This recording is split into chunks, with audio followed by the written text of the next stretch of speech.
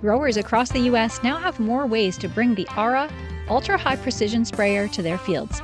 Eco-Robotics, together with their trusted financing partners, are offering flexible purchase and lease programs designed to fit the needs of every operation.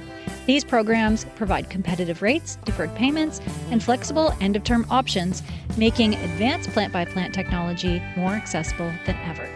With ARA, growers can cut inputs, reduce labor, and increase profitability. And with tailored financing options, they can do it without straining cash flow. Programs are available for a limited time through December 15th. For more information, visit northamericanag.com/eco-robotics. That's northamericanag.com/eco-robotics. Spend less on labor and inputs by spraying only what you need, exactly where it's needed. On approved credit, terms and restrictions apply.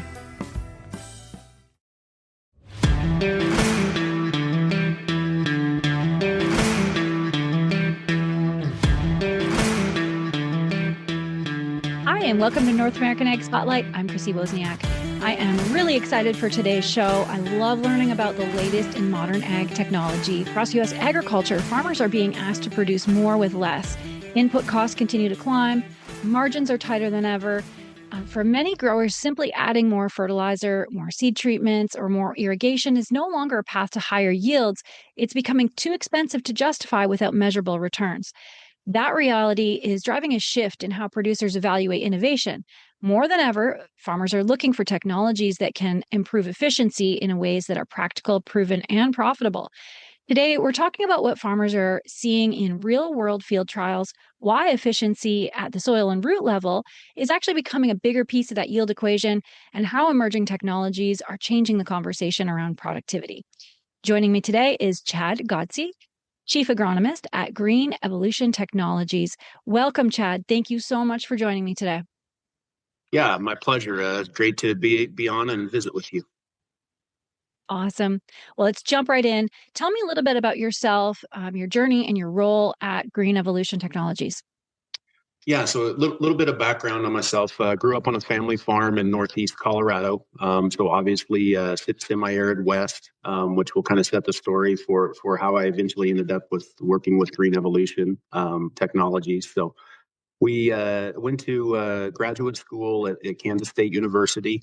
And then was on faculty at Oklahoma State University for six years, and it was an extension research role there, and really missed getting to work with farmers one-on-one, and noticed a kind of a lag of technology adoption, from a university to the actual farm level in some instances, and so opened a consulting business, moved back to Northeast Colorado, and really my passion has always been in helping farmers, with traditional precision ag technologies, but increasing efficiencies, whether it be nutrient, water, and obviously where we're at over the Ogallala Aquifer, water efficiency is of the utmost importance as we move forward. And so I guess it was a little over a year ago, I seen Green Evolution Technologies, hydrogel product, and some trials they had done. I've always followed the hydrogel market and kind of evolution the last 25 years probably, and caught my eye. Started visiting with them about a year ago, and last fall decided to help them with their on-farm agronomy trials, and move their product, help move their product into market. So that's kind of where I sit today. Super excited about what we have in front of us and the potential. So. Yeah, that's really incredible, and thank you for your service to the industry as well. We all know we need to do more with less, and this is a great step forward. So, how are growers approaching crop decisions differently in today's economic environment alone? With all of these tightening inputs, especially. Yeah. I think you hit it in the opening, your opening remarks about tighter margins, and farmers in general have been. I mean, they've been bombarded with new products the last 5, 8, 10 years. Whether they be biological or whatever. So I think the combination of just the sheer number of products and, with the traditional, I'll say precision ag technologies, yield monitors, the ease of putting out trials themselves, collecting their own data on their own farm, has obviously made it easier. So, we've obviously seen a huge increase in, on-farm trials, farmers taking the time to do their own trials to evaluate products. Because we know, everybody's management style is a little bit unique, and, product response can vary from farm to farm, no doubt. So, I think it's just a combination of those things, and farmers want to see it work on their own farm, right, before they make that investment. So. Yeah, definitely. I know that one well. They need to see it with their own eyes, and I don't blame them. There's been a lot of great ideas that aren't proven on farm, right? So that is totally understandable. And which ways are you seeing them focus to improve profitability right now? So I think for a lot of our customers and stuff, the shift has kind of gone from, like, we used to it seemed like we used to always strictly look at things, how much yield increase is there with, X product. And now we really have seen a huge shift in that efficiency, right? So whether we're talking about water use efficiency or nutrient use efficiency. So really, and I think the dynamics may be a little bit different in the West, especially with declining water, resources. We really have started seeing a huge emphasis put on efficiencies, and not necessarily, will it increase by 3 bushels or 4 bushels.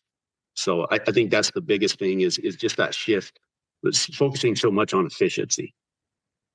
Yeah, I totally agree. I remember, 10 years ago, following ag technology and seeing all the great ideas, the things but like you said earlier, the amazing things coming out of universities, and these ideas that were just incredible. But then when you really put it down, there was no ROI to a lot of those ideas. I think we've come a long way in the technology gaining um, towards making those ideas reality. Um, but how has this conversation around ROI, in your opinion, changed when it comes to adopting new ag technologies? Yeah, I think that, most customers and farmers we visit with, obviously they want an ROI in year one. They don't want it to be a 2 3 year ROI type payback.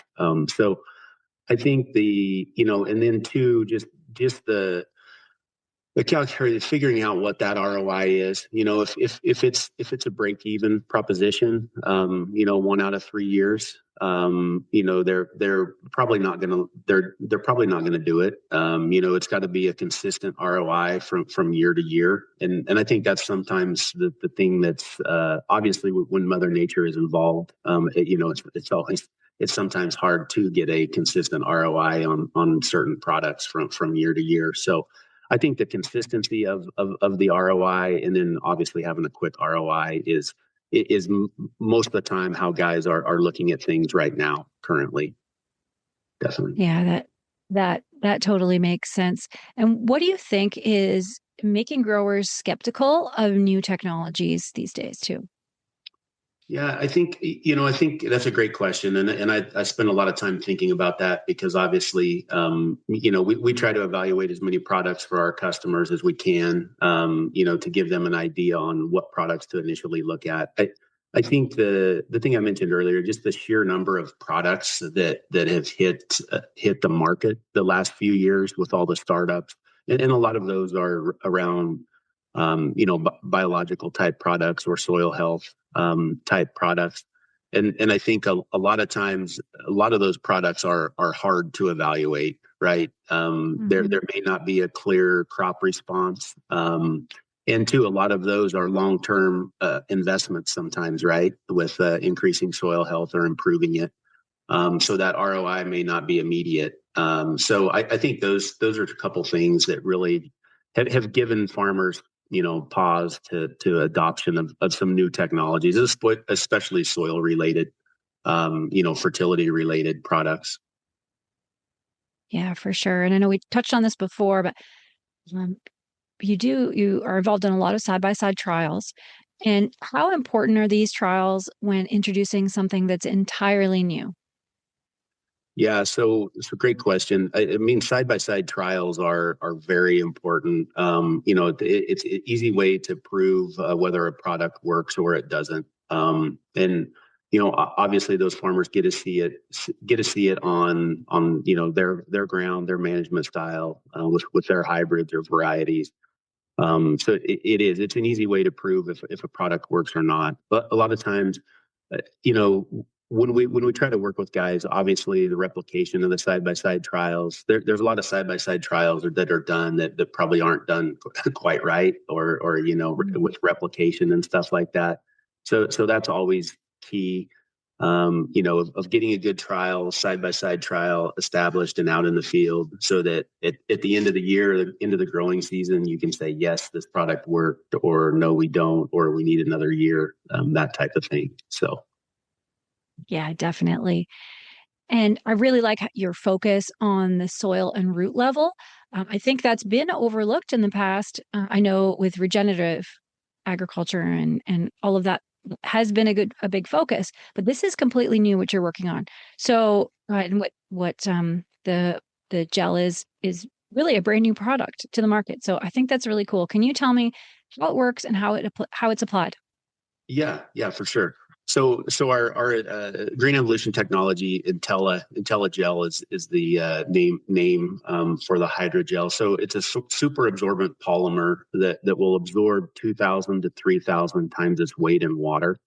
So obviously for us, for us farmers out west, anything where we can retain more water in the soil profile is a huge win for us. So in addition to holding water, so whatever nutrients are in the soil solution at the time when it's absorbing that moisture or water, it will retain that as well. So we see significant reduction in nitrate leaching, in those areas where we have water quality issues.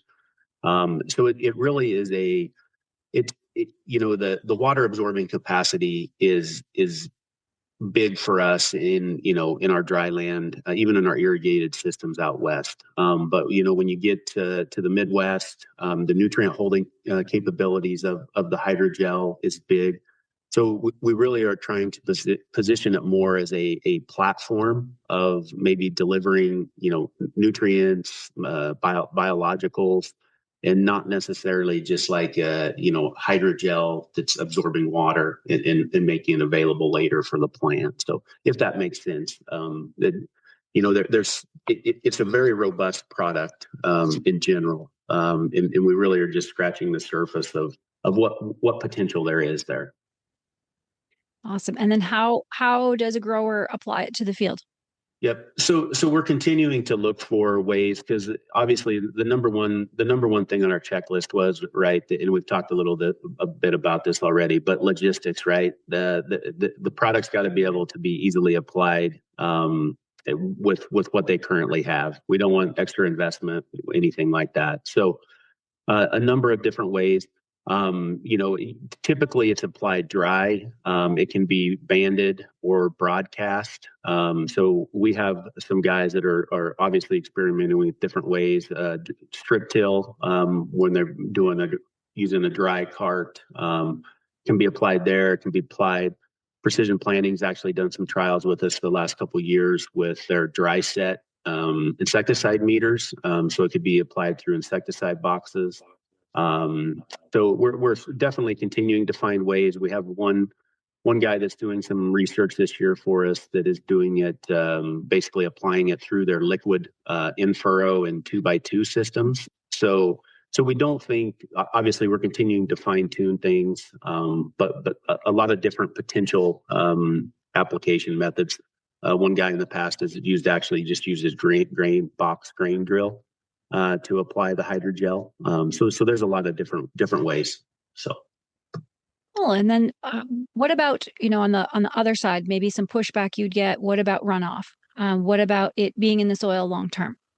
Yep, definitely. So those are two questions that always come up because historically hydrogels have kind of had I guess I'll say a bad reputation with leaving unreacted, what we call monomers, basically unreacted plastics in the soil that will persist for a long time. So that's one thing that makes our product unique is that we basically have 99.9% monomer free. So really no unreacted plastics or chemicals in the hydrogel. So everything in our hydrogel is biodegradable. So the basically microbial activity is what breaks the hydrogel down.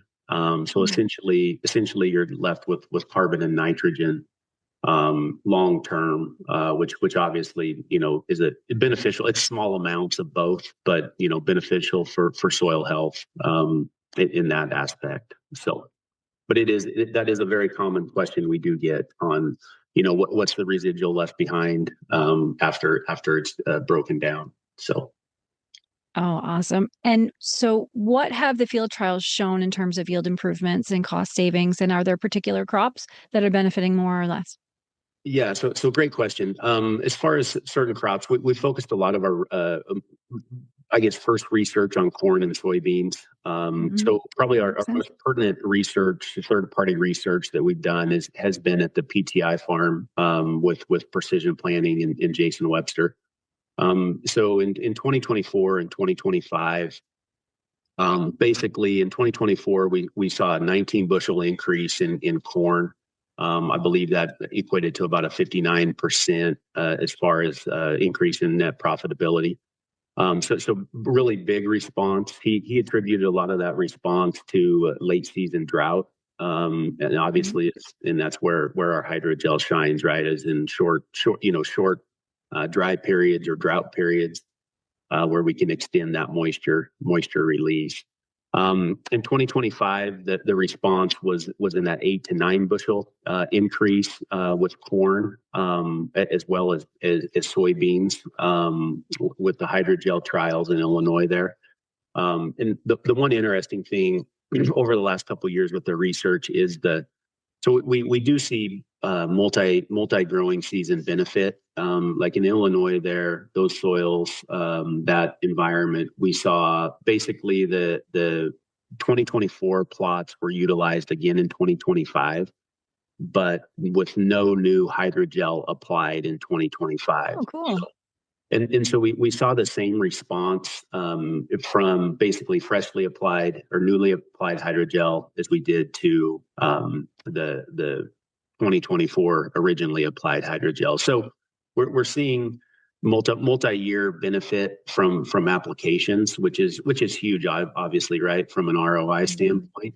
And then too, we know soils environments are going to make a huge impact on that.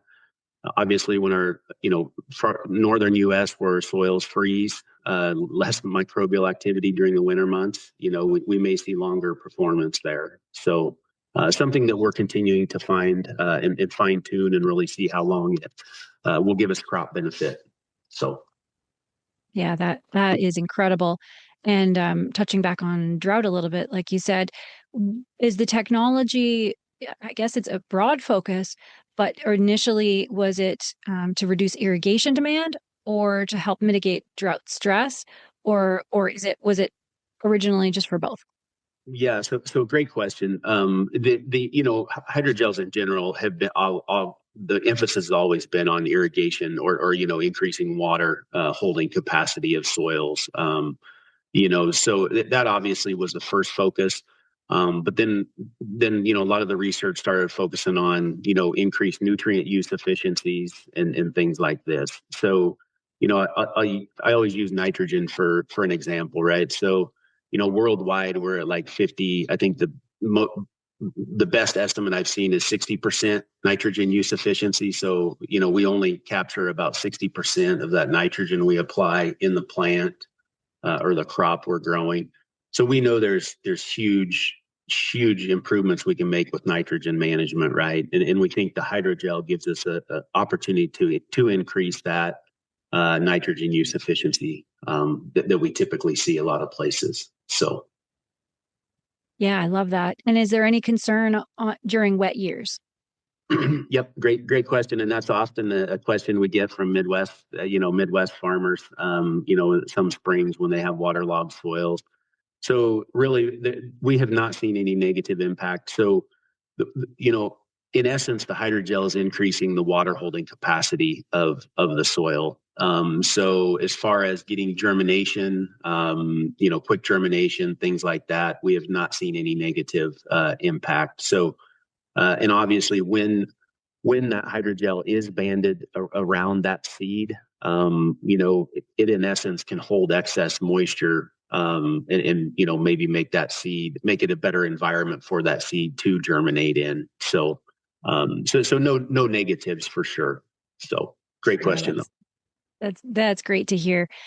So shifting the conversation a little bit, what mistakes do you think ag tech companies often make when they're bringing new innovations like this to the market? Yeah, I think that's a pretty easy answer. I think it's going to market too quick. Is probably what I've seen over the last 5 or 10 years. Not knowing how to fully utilize that product or give the best recommendations, for that product. I think I could think of quite a few times where and obviously from an investor standpoint, they're pushed to get products to market quick, right? And but I think it's oftentimes when we see it fail, it's just rushing to market too quick. Yeah, I've definitely seen that as well. Just, having a cool product, but maybe it doesn't work in the Florida muck, or maybe it doesn't work, but they don't know that because they haven't been in every soil type. And so, yeah, that's really good advice.